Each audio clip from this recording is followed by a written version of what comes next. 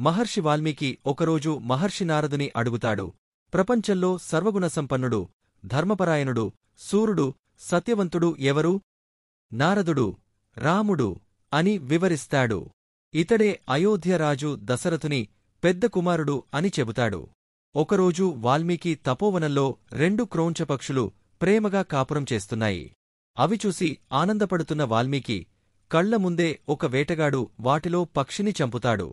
బాధతో వాల్మీకి నోటి నుండి ఒక శ్లోకము ప్రబద్ధంగా బయటకు వస్తుంది.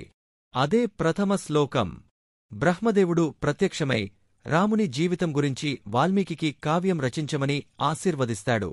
అయోధ్య నగరంలో కోసలదేశానికి రాజైన దశరథుడు ధర్మపరాయణుడు.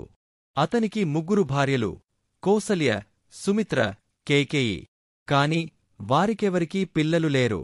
అందుకు ఋషుల సలహా మేరకు పుత్రకామేష్టి యజ్ఞం చేయిస్తాడు. యజ్ఞంలో యజ్ఞపురుషుడు ప్రత్యక్షమై పాయసం, అమృతాన్ని అందజేస్తాడు. దశరథుడు ఆ పాయసాన్ని భార్యలకు భాగంగా పంచుతాడు. కౌసల్యకి రాముడు, కైకేయికి భరతుడు, సుమిత్రకి లక్ష్మణుడు, శత్రుష్ణుడు జన్మిస్తారు.